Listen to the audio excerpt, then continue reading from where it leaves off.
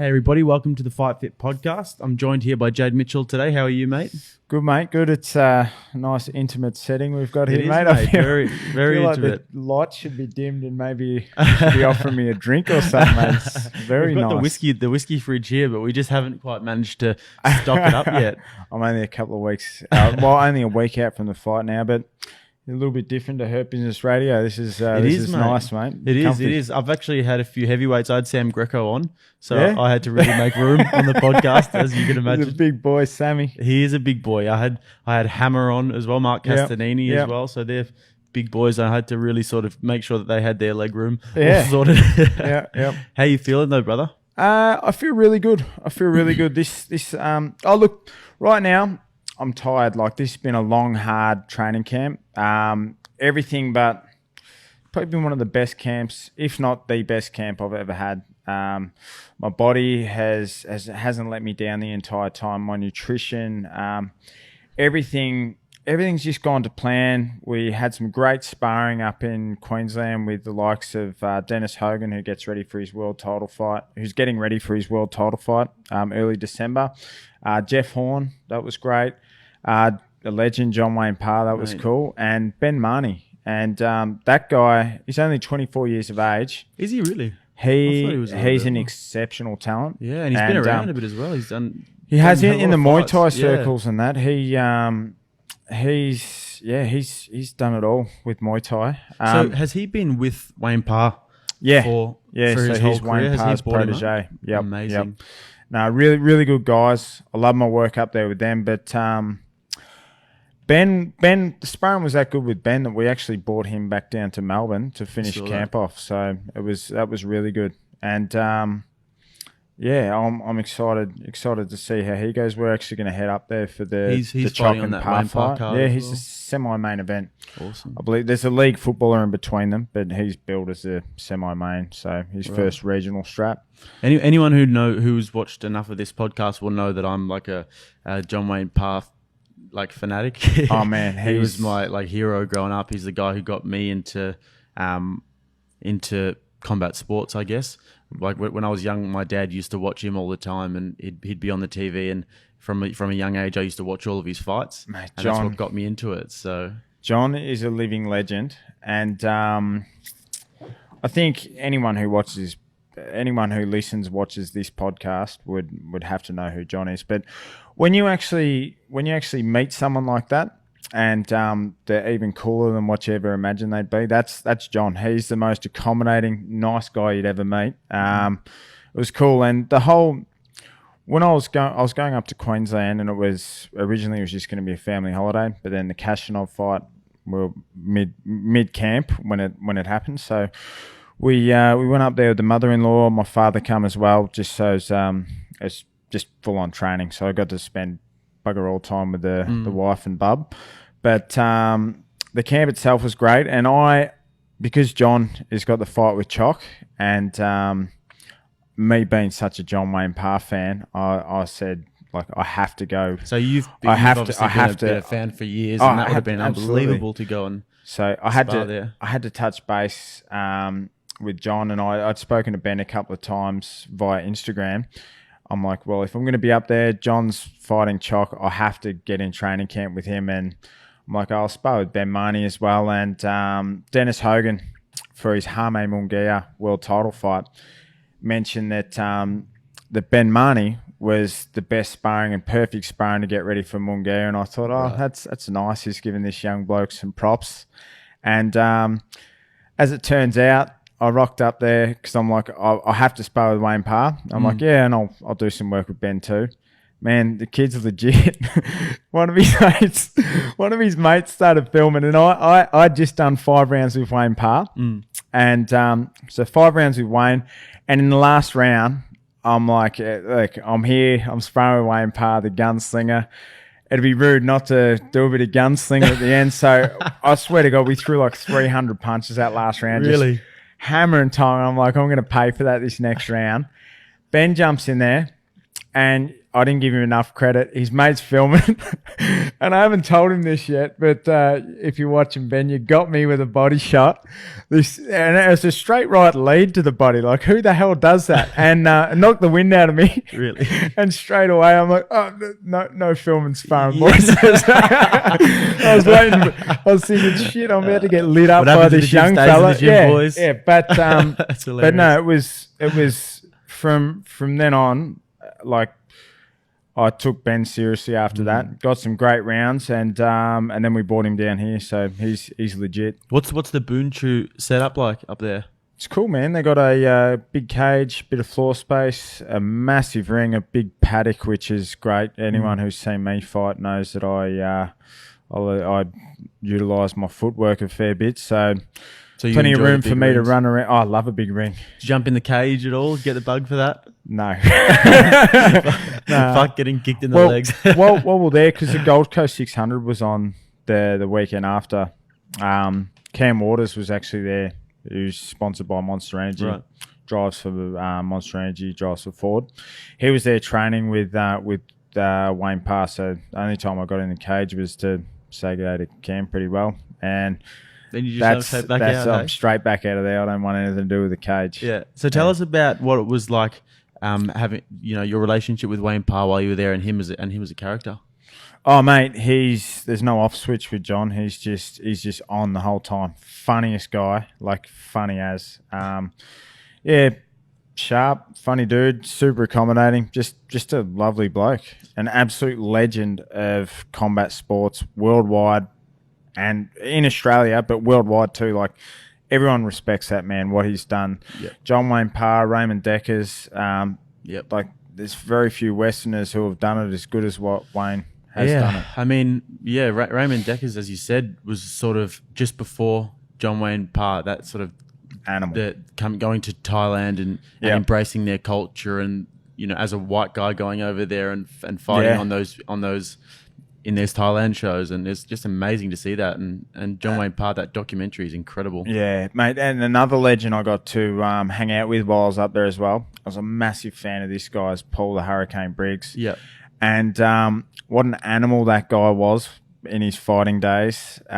Just the way he lived life and the way he fought. He's a monster. And I loved him as a kid. And his fights with Thomas Adamek to get Ring Magazine Fight of the Year.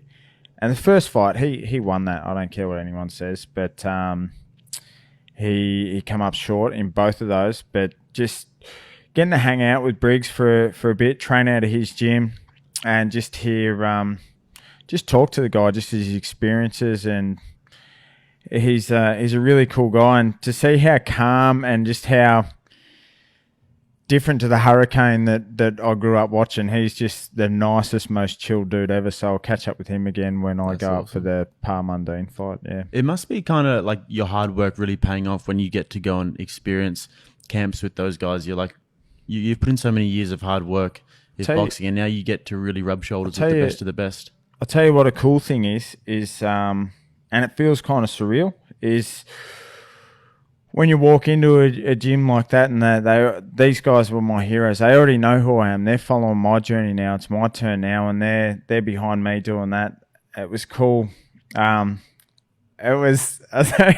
was really funny is mine and Wayne's first sparring session. He wasn't as busy as he normally is, and wasn't as aggressive as he normally is. He was trying to sort of sit back and pick shots a bit, and that didn't play into Wayne's hands at all. And after the sparring session, he's like, I was just a bit nervous, it's been a while since I've sparred with a boxer of your level. And I'm like, bit nervous, bit scared. I'm like, hey, Dad, check this shit out. I'm like, hey, Dad, Wayne, tell Dad what you just told me. It was so funny, man. But and then, yeah, all that was out the window because the next training session, if he didn't throw a million punches, he was literally running at me in between combinations, and I'm having to put shots on Wayne to keep him the hell off me. And like after combination, I cut an angle, I get around him, I go again, I get around him. He's literally jogging at me to throw punches. So he's going to be fit, and it'd be really interesting the mundane par fight. So Wayne Parr obviously never stops training. So his cardio's still right his cardio's great. You think he's still like his conditioning's still peaked to really sort of his conditioning's still display peaked. Good boxing skills. Let's not. I definitely can display good boxing skills. Yeah. But even there's questions there with the fight, like is Mundane's resistance up to scratch? It's been such a long time since Wayne Parr has boxed. It's going to be a big stage. It's going to be a good stage, but a big event. And DDP, the promoters, they have been doing great things. I'm really looking forward to the show, and it's a celebration of two of Australian combat sports legends. It's a celebration of their career. I celebrate this fight. I think it's a great fight. And there's so many questions. And two guys who like really respect each other as well. Even if there might be a bit more back and forth coming towards it, maybe we might see that. That's Choc, man. Like, for the people out there who don't know Choc, and look, I don't personally know the guy all that well, but every dealing that I've had with him, he's been an absolute gentleman. I've only crossed paths with Choc a couple of times. He's been an absolute gentleman. I've never heard a bad word spoken about him, but chuck a camera in front of him, or if it's in a competitive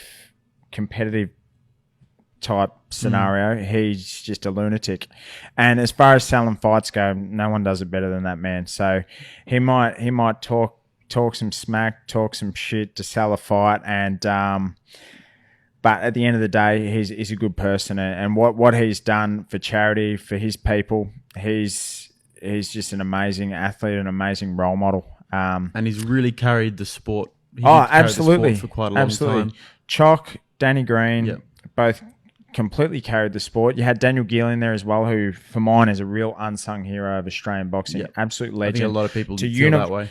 To unify titles overseas, mate, absolute legend. Daniel Gill. I like to model myself a little bit on Daniel Gill. The way Daniel boxes with the constant movement, angles, work rate, variation. Have you ever worked with him?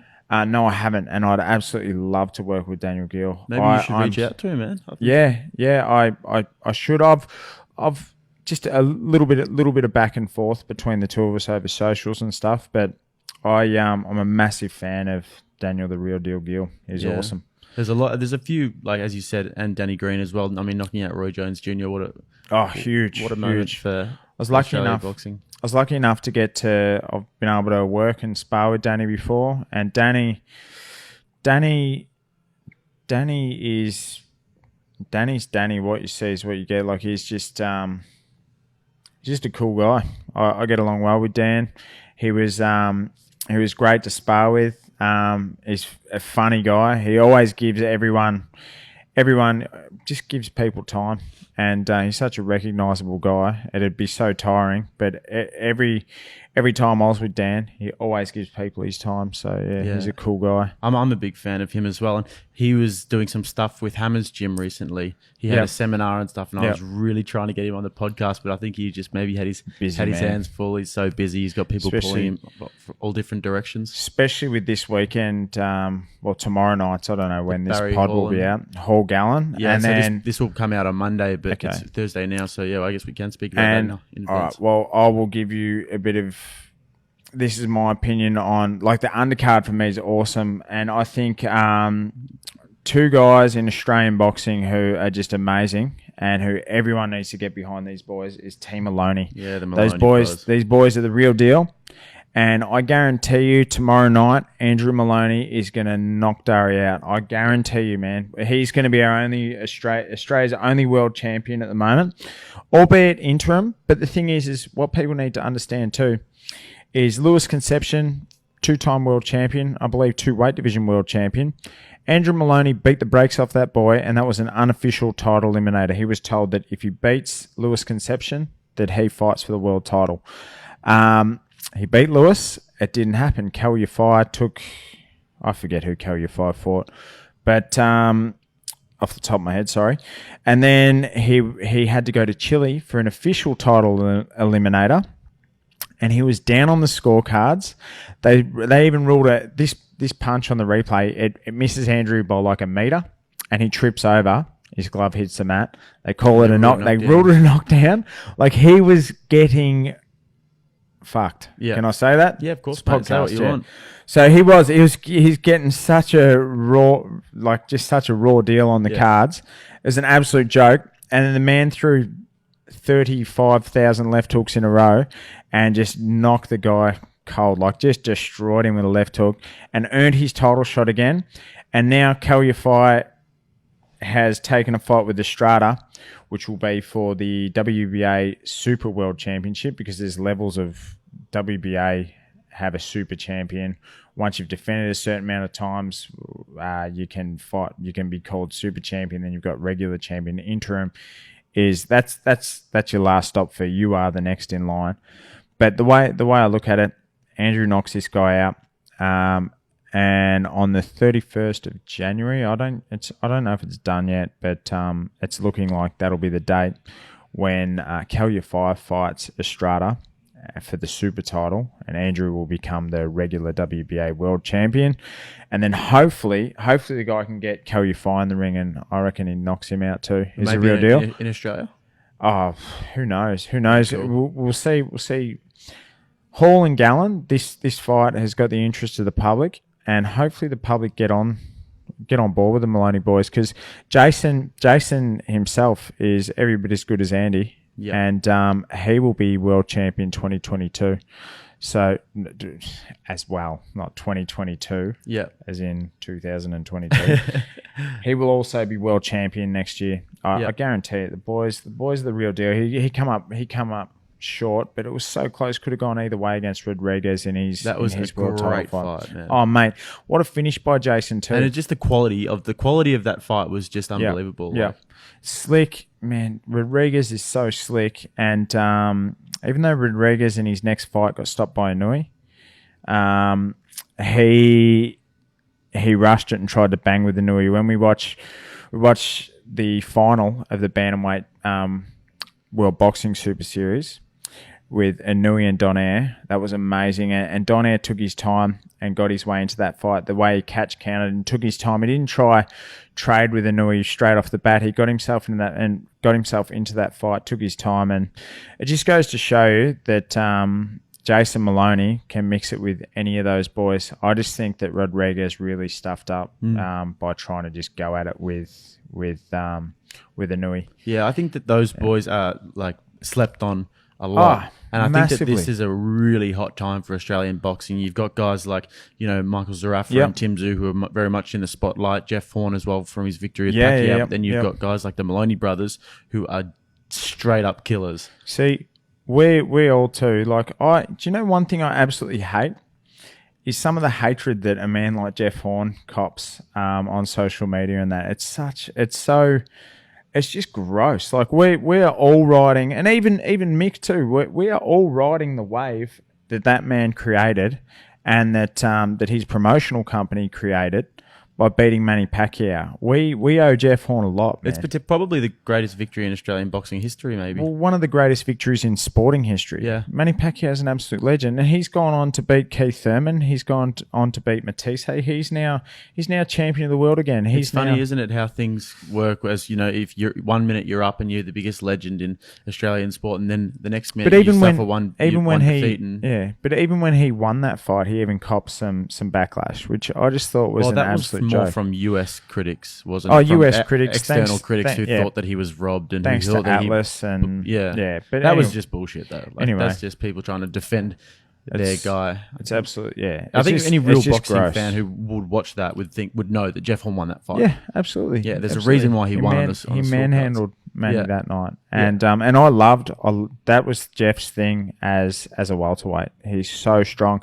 He's a brute, even at middleweight. He's still a brute now. But yeah, I really like Jeff in the smaller weight division. I just wanted to touch on just quickly again the Wayne Parr and Mundine fight. Yep. So from my sort of opinion, I guess when I look at that, I think that Mundine got beaten pretty easily by Horn in his last fight. Yep. And then John Wayne Parr hasn't boxed in a while, and those are the two things that kind of stick out if you're looking to critique both of them. I think John Wayne Parr's another one who people sleep on his boxing skills. They know his Muay Thai kickboxing is just absolutely something of legends, but I don't think people realize how good he is as a boxer and how high level his boxing skills are. Well, and from you to have trained with him, you must now look at that and be like, do you feel the same way? Yeah, I do. His boxing skill is great, but Mundine's boxing skill is phenomenal. Mundine is an absolute legend of boxing in Australia. Like he's something special as far as boxing is concerned. If it was a few years ago, I think Mundine would comfortably have beaten John, and I don't think John would give a crap me saying that. You've got to give respect where respect is due. Mundine's one of the greatest ever to do it, to come from Australia. But this stage of their career, his resistance isn't what it used to be, and John's just an animal. So that's what makes the fight interesting for me. There's questions there, and that's what makes fights interesting is the questions. So and there's lots there. And often it doesn't go the way that people think. No. Look, I kind of sit on the fence, and that's out of respect for both men, absolute legends. And if I could have half the career that either of those men have had, I'd retire a happy fighter. Yeah, well, that's a good segue to November 23. You fight Kashtanov, a very, very tough Russian IBF world champion. Yeah, I mean, WBA world champion. Did he fight for an IBF as well? He was the IBF international world champion, which right. is the title that myself and Kashtanov fight each other. Is the intercontinental title. That's one up from the international title. So it's the one under the world title. That just sounds confusing. It is very confusing. With different governing bodies, you've got like the WBC, they hold their international title to a very high standard. The IBF, the international title, not so much. Intercontinental title to a high standard. And there's actually like you've got your top 15 rated fighters with the IBF Intercontinental, and I'll be due to defend that, and that'll push me up the ratings there with the IBF. So what do you when you take this fight on the November the 23rd? Yep. When you get the win, with that one, where are you hoping to sort of what's the next step for you after that? We were sitting at number 8 in the world with the WBC, so I hope to climb on that. And I hope to enter the top 15, top 10 in the world with the IBF. I was sitting at number 9 in the world with the WBA, but that just got taken away from me. But it's just funny how it all works, isn't it? It is funny. It is funny. My title got taken away from me as well without that person actually fighting me. But anyway, we can talk about that later. Yeah, but it's a massive fight, man. This is a guy. This is the biggest fight of my career, and I've just signed a 5-fight deal with Hosking Promotions in conjunction with DNL Events, which now for about 10 or 15 years. Consistent boxing hasn't existed on live television on Fox Sports, so they're now investing in. And we said what an exciting time it is in Australian boxing. They're now investing in a handful of fighters, and I'm lucky enough to be one of the guys they're investing in. I'm on the verge of a world title fight, and so to get Stanislav Kashtanov, former world champion, over here.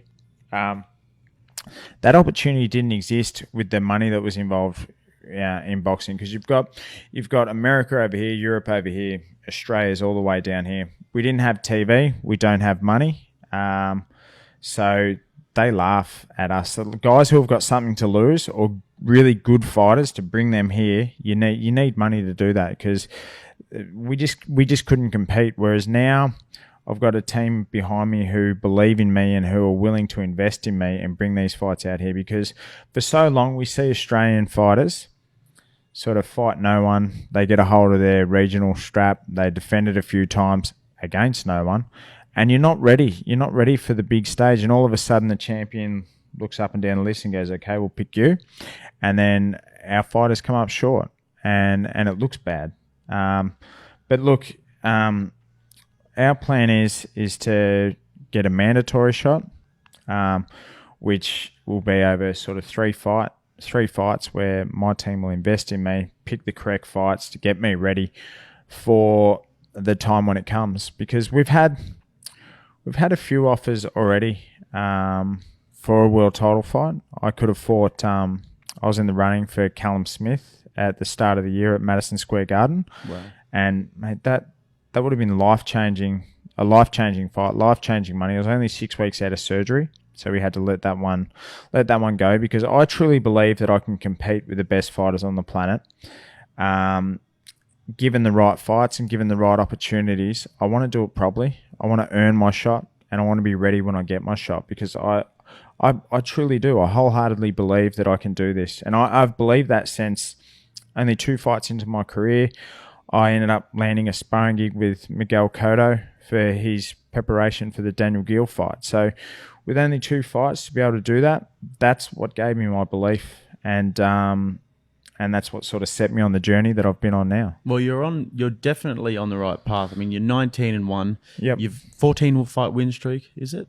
Something like that, 14 fight win streak, and then obviously fighting a former world champ. Now, this surely propels you into that sort of well, this will prove that I deserve to be there. I deserve to be in those world ratings. Are you happy that this is at home? This fight? Oh, it's cool. See, and the thing is too, is this didn't exist. Like, this hasn't existed where Australian boxing consistently on TV, and it hasn't existed where we can compete with America and Europe with getting my opponents here. Yeah. It's with thanks to Lyndon Hosking at Hosking Promotions for their slogan, making it happen. He's making it happen. I think there was obviously for so long there's been like a boycott of boxing in Australian media. I think sort of what has happened too has been when Fox was investing in boxing, all of the money wasn't going into the cards and into the fights. So now I believe the powers that be at Fox actually are helping with the budgeting of the shows, and all the money's actually getting spent on the fights and on the fighters. So for years we'd have stuff on TV and just get served up absolute crap when there's so much talent out there, and now that talent is going to get shown on TV. There really is, and it's so exciting for Aussie boxing, and there's going to be so many opportunities and so much for our boxers to aspire to now as well. Seeing guys like you really make that quantum leap to what you're about to do. And this is another reason too why I took the Kashtanov fight, because we had a small list of people we could fight for the particular title we won. And Kashtanov to me is a great TV fight. He's a tough man. He's experienced. He comes forward. He's going to give me all I can handle. But look, I'm ready for it. I've prepared for this. But this for me, National Boxing Series is bigger than just me. Like this is I've got to be in good fights on TV, and the people who are coming up under me. And the other fighters who are being invested in by National Boxing Series, they're big fights. They're good fights. You've got Joe Patea versus Mark Flanagan the week before, me versus Kashtanov. That's a big fight. Oh man, it's awesome. It's awesome. These fights are actually happening. Like Aussie versus Aussie fights, big fights. When was they're Patea's great. last fight? Jai's last fight was, I believe, September. Yeah, or maybe a little bit earlier than that. Just before my last fight. It was an undercard. No. He was the main event that night versus Nick Charalumpus from New Zealand. Yeah. So he's that's when is that card? Did you say? That's next week. That's this weekend. This weekend. No, sorry, I'm next weekend. This weekend. Sorry, I was getting so confused here. Yep. So live fights back on TV, and they're going to be good, tough, hard, well-matched fights, because the powers that be that are investing in it have got quite a bit to do with the matchmaking and signing off on each fight. Do you think there'll be a lot more contenders going against each other in Australia now? Well, yeah, because the money's there now. Right. Because the thing is as well, why guys would sort of avoid each other is because all of us fighters too, you got to understand like how much we sacrifice to do this, and you get that call up for that big fight. It can be life changing. The money you could pay your mortgage off with one fight. Why would you risk that fighting another serious guy or giving them your opportunity, like you're there, you can almost make it. And if you don't have anything to lose and everything to gain, of course you want that fight. But when you've got everything to lose, nothing to gain, anything can happen in this sport. Anything can happen. So now that's been the hard part. And so now there's money there for our top guys to fight each other. And so there's that's always all a going to be possibility. something to gain as well. Yeah, there's always going to be something to gain. And with TV, that helps with sponsorship and stuff like that too. Like I'm blessed to have some amazing sponsors who help me financially that I just wouldn't be able to do this without them, because you can't, to do boxing seriously, you can't have one foot in and one foot out. You got to be all in and give it your all and then get out. Yeah. Once you're done. Is there going to be streaming as well? Streaming, because it's live on Fox Sports, maybe through their app KO. Yeah, I think it's KO, the Fox Sports app. Yeah, I don't really watch Foxtel, to be honest. Yeah, so I'll have to watch it for this one. Yeah, you'd have to be able to get onto it. Streaming's obviously the way of the future, and we're definitely going to see, like, DAZN is really getting massive. It's getting massive, but I'll tell you one thing. The international feed, like the amount of dead air and stuff that we cop on that, the production of DAZN is not quite up to scratch. Like you see the production of like Showtime when Floyd Mayweather was all of his pay-per-views and how big they were and how good the whole show was. It'll be interesting to see how DAZN grows, because the production. The other day I watched Canelo Kovalev. We sat around for like an hour of dead air. I was in a pub. I watched that one with my Hurt Business Radio co-host Ben Damon. We watched it in a pub in Richmond, and I had Ben Marnie there as well. We're dropping him off at the airport. But luckily enough, we had the UFC and the boxing on screens in front of us there, because I was sitting there for like an hour. So it was strange, wasn't it? That they were showing the UFC at the boxing as well on the big screens. Yeah, it's weird. And they delayed that fight. UFC would never do that for boxing, that's for sure. But then you look at I think that the UFC event was so popular. It was a big event. But then Masvidal and Diaz made like 500,000. Canelo made like 30 million or something. Yeah. Well, crazy. I think as far as the world's concerned, boxing's been around forever. UFC, MMA, I should say, is relatively a really new sport. The popularity of it, it's awesome. At the highest level, it's awesome. The production of their shows, awesome. Like, they're killing it. But on the world stage, I believe boxing still does bigger numbers. Yeah. But the boxing's an ancient sport, so it's to be expected. But one thing that I will say with National Boxing Series, the production of the shows, just everything's going to be spot on, and I'm just so happy to have this opportunity to be able to fight on live TV in front of all of Australia on these great shows. So it's really exciting. And there's also Brock Jarvis. We said Jai Patea. On my undercard, Isaac Hardiman, who he's a hell of a fighter. He's exciting as he's a former MMA fighter and just been putting boxers on ice. Like, he's one to watch. Yeah, Brock Jarvis is another interesting one as well. He's a kid too. Jeff Fennick mold. He's so young. He's still a baby, and to have the amount of experience, and he's just been brought along perfectly, and have a mentor like Jeff Fennick. Like, I love hearing that man speak. Like, he's awesome. He's amazing. Yeah, so Brock was actually meant to be on this card with me, but because of Jeff's recent health scare, they pulled him out. Jeff Fennick, so glad that he's okay, and he was able to make his daughter's wedding.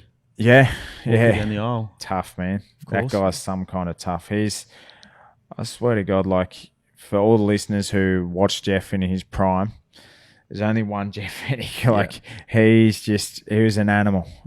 Just his work ethic and just some kind of tough, just a pig-headed, hard man. Like, I love watching Fennick. It's so much fun to watch. Yeah, he's the man. One of the best that Australia's ever produced. One of the best we ever will produce. And absolutely. Hopefully he can still have his impact for years to come. I hope that his health holds up and that he can, mentor his guys like Brock Jarvis. And I think listening to Jeff Fennick talk about his recent experiences in that. He will be. He's going to be all over his health and stuff like that now, and sort of realizes how important it is, and realizes that he's not invincible. And he's just so thankful that he listened to the boys, he didn't listen to the boys. They pretty well just called the ambulance up, and he doesn't even remember leaving his hotel. But it's really made him come to terms with his own mortality. So would he be one of the guys who you say you've looked up to? Oh, absolutely. In your time? Who are your biggest sort of role models, you'd say? I mean, people that you watched on the screen, and also people that you've actually have had an impact in your life. Oh, mate, I draw inspiration from so much. I'm such a student of the game, and I've loved boxing my entire life. Like, mate, this pod, we haven't got enough hours to sit here and talk about. Everyone who's been there and done it before me, I draw from everyone. I will listen to anything that anyone's got to say. If it works for me, it works. If it doesn't, it doesn't. I'm just such a fan of this sport. I could rattle pretty well every Australian world champion. You name them. I'm a fan. Even some of our domestic guys. Like, one of my favourites growing up was Julian Holland, the fighting farrier. I love Jules. But look, we haven't got enough time to talk about who I. Obviously, I think you've actually summed that up really well. You're just such a student of the game that you take inspiration from so many different people. That's awesome. Another source of inspiration for you must be the fact that you're a relatively new father. Absolutely, man. How's that sort of changed your perspective? That's changed a lot. It has changed so much. Like, I am so in love with my girls. It's not funny. My wife Tegan, my little baby girl Drew. That's beautiful, man. I used to be of the mindset, like, everyone does it. Like, everyone does it, of course. Like, it's going to be special. But until you actually experience fatherhood, parenthood, like, words cannot describe, man. Like, she just makes me so happy, man. And awesome. And it's just strengthened my resolve to. I want to become champion of the world. I want to more than anything. When I leave boxing, I want to leave boxing with. I want to leave boxing without a mortgage. I want to be able to set myself up for life after boxing, and everything that I've sacrificed and my wife has sacrificed financially, and just we've missed out on so much so I can chase this dream. Tegan's in this with me, man. Tell us a bit about that. Well, it was after my second professional fight. I got the opportunity. Lyndon Hosking, who promotes me now, gave me the opportunity to come to America and train with them over there. Cut a long story short, within a day, I was there sparring Miguel Cotto. The following day, I was asked to come back, and I was paid to spar with Cotto. When I got home, I realised I could do this. I was still running a business, concreting, which is super physical. And my body was always letting me down. And I was also at my heaviest. I was near on 130 kilos. So I was like a beach ball with eyes, man. Just this fat, drunken concreter. Hadn't seen the inside of a gym for like 3.5, 4 years. And then my wife was the one who inspired me to get back into it. I sort of dabbled with the idea, and she's like, no, you got to do it. So anyway, I got the weight off, had my first pro fight. Just swung my arms around till the dude fell over. I'd sort of forgotten how to do it. And then my next pro fight was against Aaron Lay. We beat Aaron, and then on the plane to America, thanks to Lyndon Hosking. We come home, and I had the self-belief I could do it, but I was still trying to work and train and everything as well. And it just doesn't work. You need to concentrate on one. It's near on impossible. And that's also to shout out to Kane Watts and respect to Kane Watts. Man, he's got a massive mountain to climb, but that's Australia's Rocky Balboa. I think he even said on this podcast himself, he was lucky enough to get his world rating, and then he's that guy, the champion's gone, my voluntary. Okay, we'll pick him. He has got the chance to shock the world right now. So props to Kane. That man's always run a business. And he's a legend, Kane. Doesn't matter what problem arises. He's Oh, he's borderline psycho. Nothing gets to him, man. So, shout out to Kane. Yeah, we're all backing. We're all behind you. And mate, it would be just spectacular. It would be the thing of boxing folklore if Kane lands that shot on Gulmirian and becomes champion of the world. Have you seen the fucking turnaround Kane has done in the last 12 weeks? Yeah, mate. That's nothing. That's nothing too amazing for Kane. Kane loves a beer. He's flat out with work and everything. And then when it's time for business. Yeah, man. And he looks amazing. Yeah, he's in good shape. He's over in Paris and he's got Brian Armatruda over there with him, and it looks like, man, I'm going to be watching that, and I hope that he lands that shot as well. Mate, I think Kane's not under any illusions. It's a stiff test. It's unlike any fight that he's ever been in before, but he's been given the opportunity, and mate, all the best to Sugar. I hope. I pray that he can pull it off. Me too, mate. Yep, it's just, it's massive. So hopefully he pulls it off. Hopefully he comes home safe. He's a bad dude, Gulmirian, and good luck to him. Yeah, as you were saying before, mate. Yeah, you got back from this mate, for me, but because, like I've said, I want to do this properly. I want to do it the right way. This isn't a dress rehearsal. We only get one life. We only get one choice, one chance. Just to take it back for a minute, when did the penny drop for you? When you said you were so overweight? The penny dropped for me. I don't know. I just woke up one morning. I decided I want to be a professional fighter. I'd had a decent amateur career. I was a fireman. I won a national title, multiple state titles, and just. So you just thought, like, just before it's too late, I just got to do it before it's too late. So I was like 27, 28. I made my pro debut at 28. I'll never forget the morning, my feet hitting the freezing cold floor down at St Andrews there, and just walking down the hallway going, "Yep, you're doing this, fat boy." And my body just aching because I'm just a fat pig, and I was still a bit dusty from the night before. And got down the end of the driveway, felt great. Got about 100 metres up the road. Oh shit, this is a little bit harder than I remember. About 200 metres up the road, I was like Homer Simpson, just like out of breath, like absolutely knackered. But just made my mind up there and then, like, you are doing this, you fat bastard. Like, let's do this. You're a professional fighter now. Like, let's do it. Let's make it happen. And just got myself over the line. Got through it. Ended up with compound fractures in my feet, my ankles, from just being a fat pig and trying to train like a professional athlete. But look, we got there in the end. Like I said, just swung my hands around in the first fight till the other bloke fell over. Did a lot better in my second fight against a guy that people just wouldn't fight. What kind of shape are you in at this stage? 82 kilos. Right. Was my professional debut. My next fight I was weighing at 78. My third fight after I got back from America was for the Victorian state title against then undefeated fighter Mitch Clark, who was 6-0 with 6 KOs.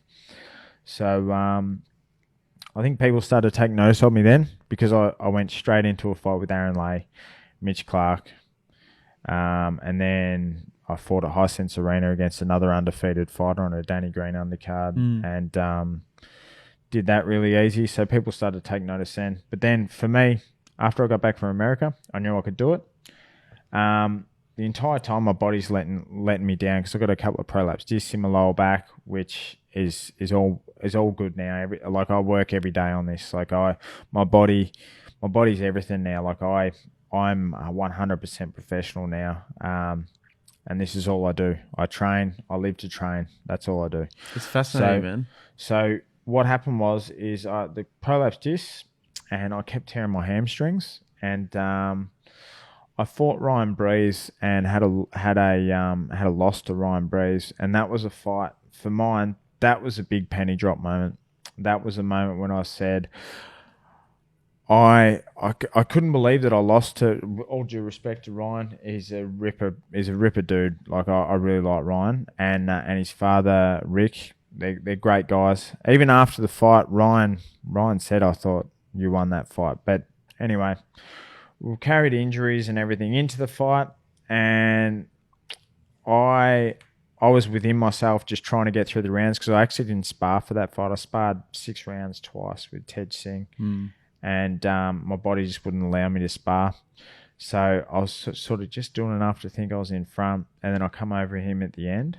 And yeah, we lost a majority decision, so a draw on one scorecard and the others had it for Ryan. But that, for me, that was my penny drop moment. That was like, I can't do concrete and boxing at the level that I want to do either at. So you got to go all in. I've got to go all in. So I pretty well made my mind up there and then. Look, if I'm going to do this, I need my wife to back me. We're going to sell the house. We're going to get rid of the business. And I'm going to fund my own boxing career at the start. Like I said, this ain't a dress rehearsal. We only get one chance. So with the backing of a great woman, my wife Tegan, we not initially, but she come around, and the rest is history.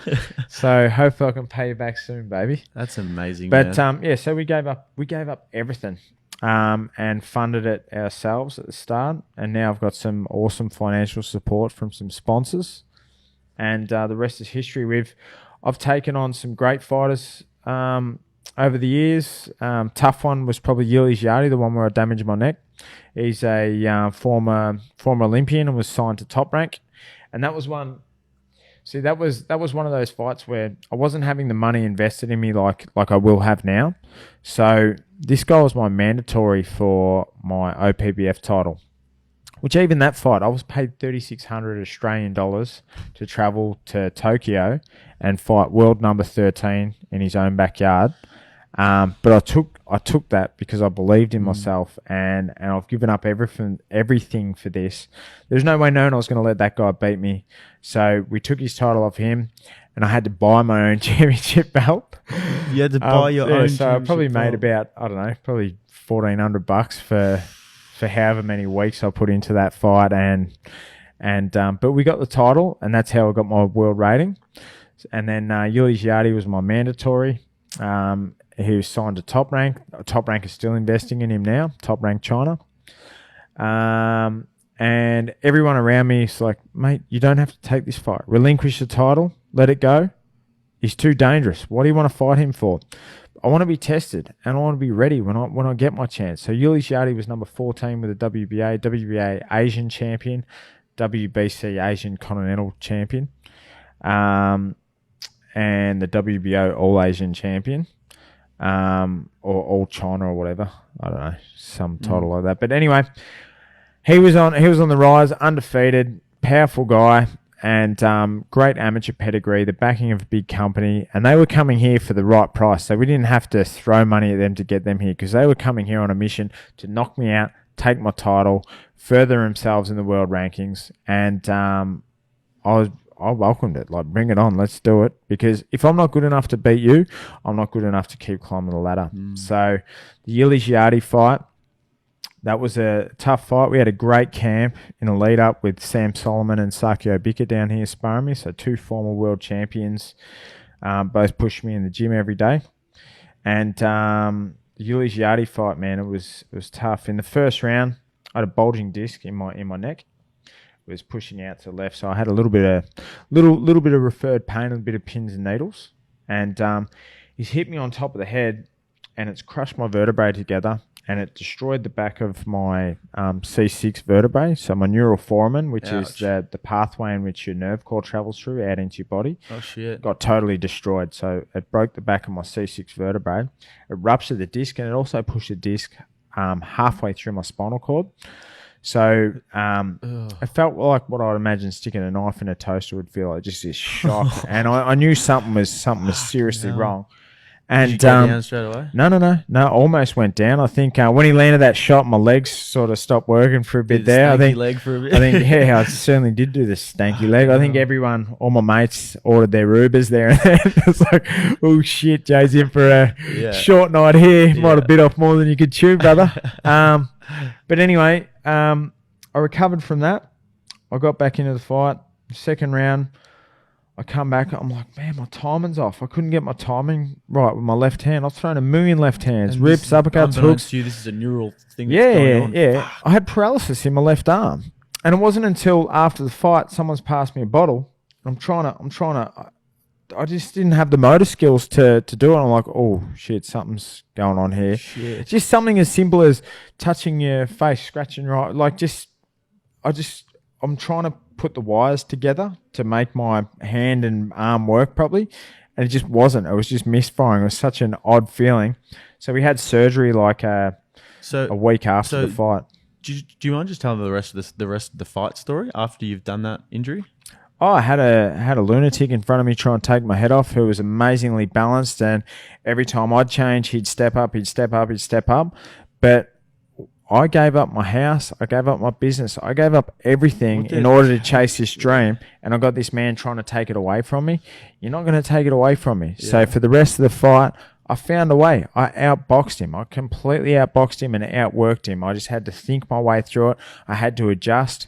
I had to continually change. Motor skills. Yeah, minus the motor skills. Well, when I told him my timing's off, he's like, "Well, mate, you've what do you want me to do about it? I can't just turn your timing on for you, bud. You're gonna have to make it work. You're gonna have to." Wow. Yeah. So anyway, we got through the fight, and I lifted. I found the extra gear that I needed to. And that in itself was a test. So, and this is all experience. These are all tests along the way that I've been through to prepare me for November 23rd and beyond. So, yeah, it was crazy. I had surgery, and I also had stem cells as well, and that was amazing. I was told to be 12 months before I'd even see the inside of a gym again. 4 months after surgery, I had stems against my surgeon's advice. My surgeon did an amazing job. And 4 months after, I was cleared to start sparring again. So I fought 6 months after surgery, and like massive scar on the back of my neck. And like it was really invasive surgery. Stem cells were amazing, mate. They are like the fountain of youth. Yeah. It's just the rate that even the scar tissue healed was just amazing. You got that done in Australia? Yes. Is that legal? Yep. Dr. Peter Lewis. Yeah. Really? Yep. Blood stems. Nothing freaky. No umbilical stems. Nothing introduced. It's my own cells. Okay. So your own cells optimizing your own cells. Like it's amazing stuff. Awesome. So blood stems. You can do blood and fat stems, and all totally legal, all above board, all in Australia. Everything done properly. Yeah. So I believe like umbilical stems and stuff like that, you got to go to Panama or something like that for, but which are even more potent.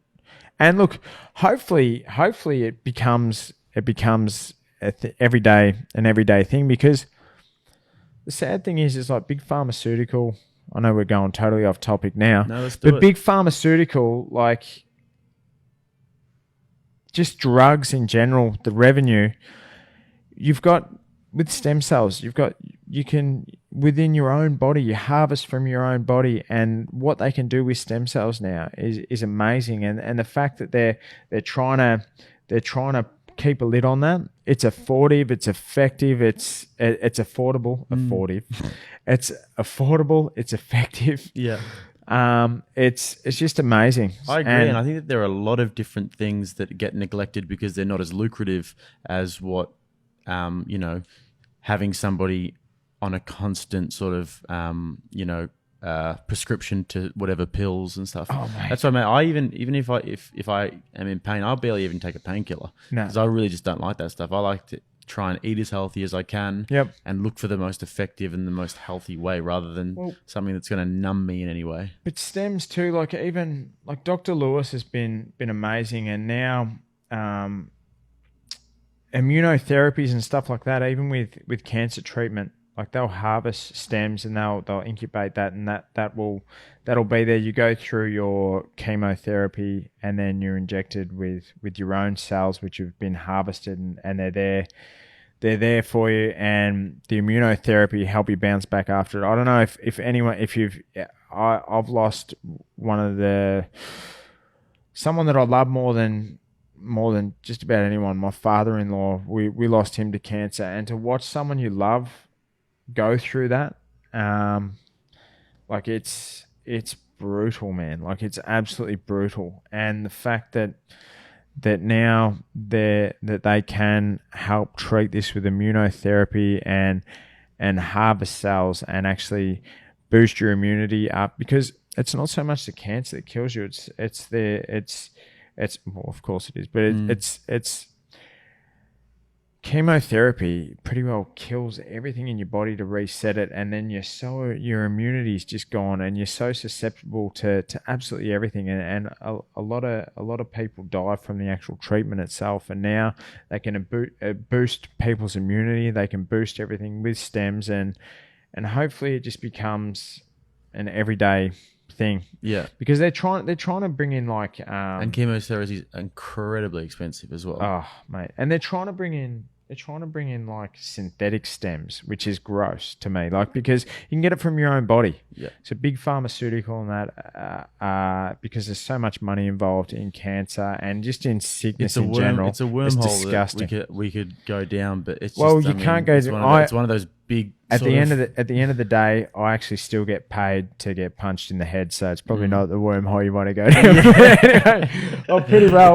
I've pretty well given you all of my smart conversation. No, but I do agree, mate. And there are some, and also diet is another one that people neglect. I mean, at the end of the day, you are what you eat. I've been with a nutritionist recently, Michelle Reeves, who's just amazing at what she does. Yeah, I've heard and it's great completely opened my eyes to how much of an effect this can have on your body, but also your mental health, your sleeping habits, your moods, your relationships, your motivation. My life has completely changed over the last month, and it's just absolutely. See, diet is so important, and that's something that I just was not doing properly. I'd get by on just being a pig-headed lunatic. I'd be that tired and that drained, and it's only now I find myself in such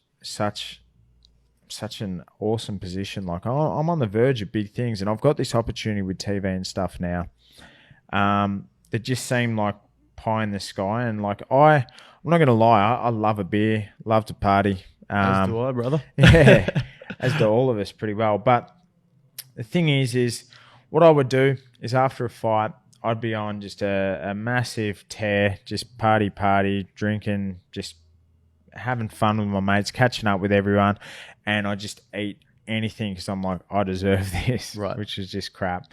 And then I would underfuel my body. I'd live in a sweatsuit, underfuel my body, and I'd get by on just being a pig-headed psycho. So you're just one side of the spectrum or the other. I'd literally be on the nod on my way to my last training session for the day. Like, I was just that tired and that drained. I was like, my body was eating itself some training camps, like anemic, my hormones, everything was out of whack because of how much I was punishing my body. And then at the start of the year, with the help of my doc and an endocrinologist and nutrition and everything, I would get by training, like burning like 2,500 calories, and I'd only be eating like 1,000. So I'm malnourished. My body's literally eating itself, and that's how I was making weight. And my body got softer and softer as I went on my career, and I've changed that now. In this last, since baby Drew's been born, since my last surgery, it's been a slow burn. It's so much more important to me now, my boxing career, than catching up and having a few beers with mates here and there. Everything is so professional now.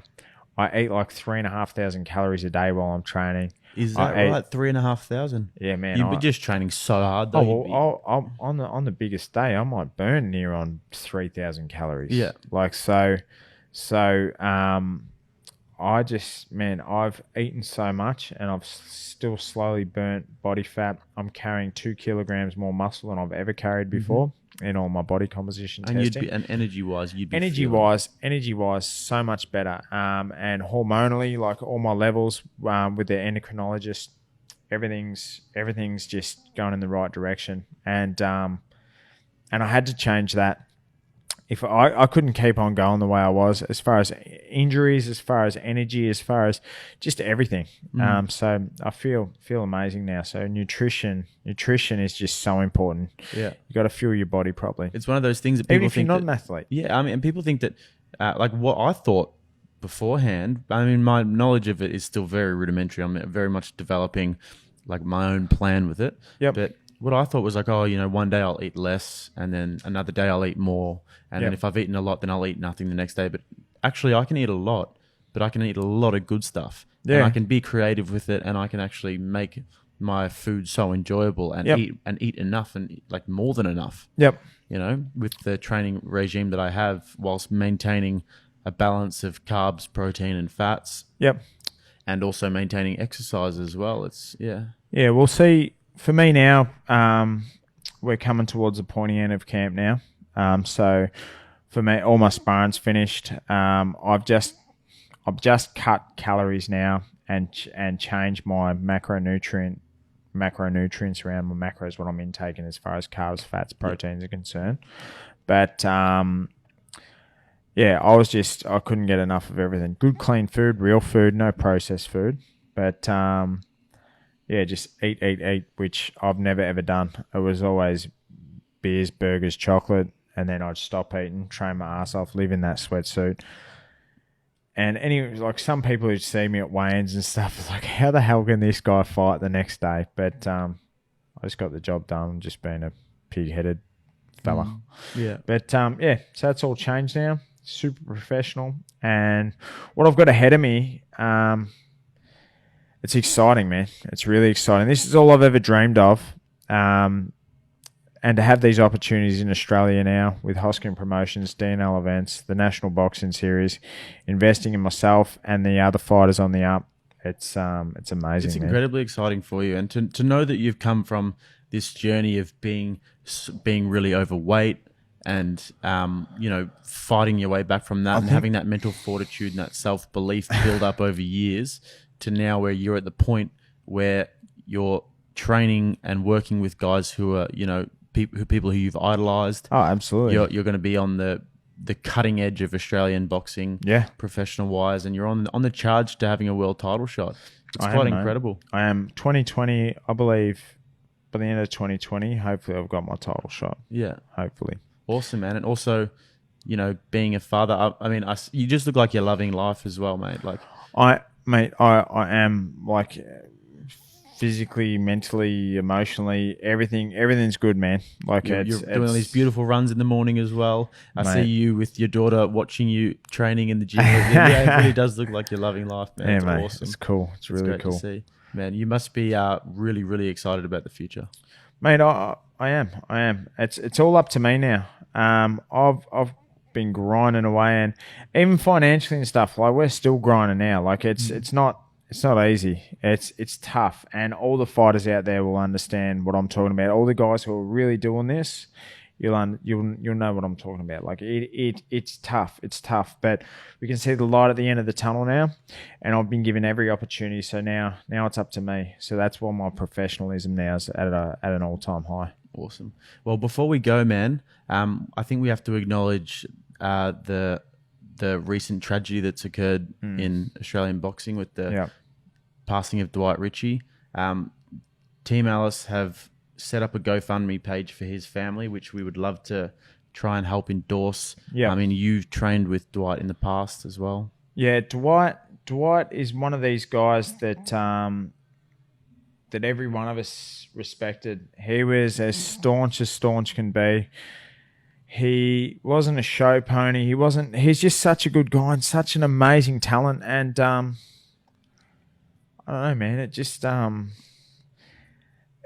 it's a real bitter pill to swallow, because the last time me and Dwight sparred, trained with each other, like, all we spoke about was our kids. And Dwight's much the same as myself. Like, he's on the verge of things. Like, he had that setback with Tim Tszyu. With that fight, I actually picked Dwight to win that fight, but he's still, man, 27 years of age. Like, he's still young enough to make it run at a title and make a better life for him and his kids. And he was a career fighter. He was a real one, man. Like, he was a legit talent, and he was good enough to do that, like, to earn that, and just to be taken away at such a young age. And also, too, I can't help but feel for Michael Zarafa as well.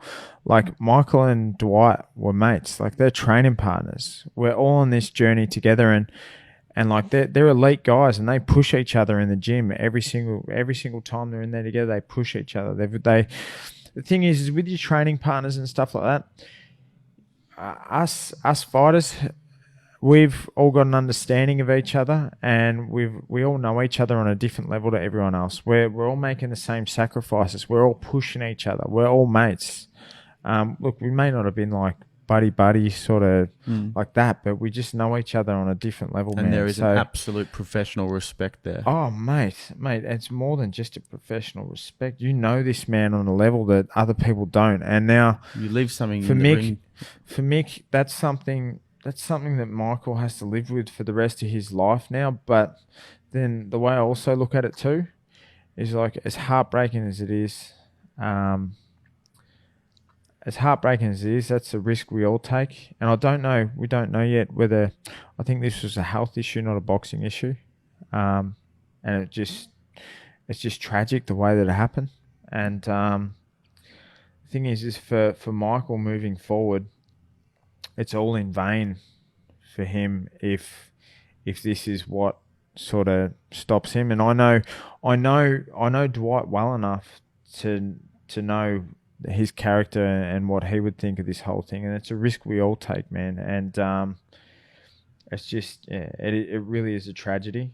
And myself, the entire boxing community, have so much respect for Dwight. It's just I honestly don't know what else to say about this. I just think that everyone needs to do their part, and if you can, jump on the GoFundMe and do what we can for Dwight's family. Yep. Yeah. I mean, he leaves behind a partner and 3 children as well. He was a devoted father. Yeah. And also, it's so important that as much as we throw our arms around Dwight's family, we also throw our arms around Michael Zarafa as well. Absolutely. And understand that these are 2 young men who are trying to achieve their dreams. 2 very special talents who are helping each other out with their training. And it's something that happens. I mean, people train together like that. It's always happening all the time. No one can see something like this coming, and it's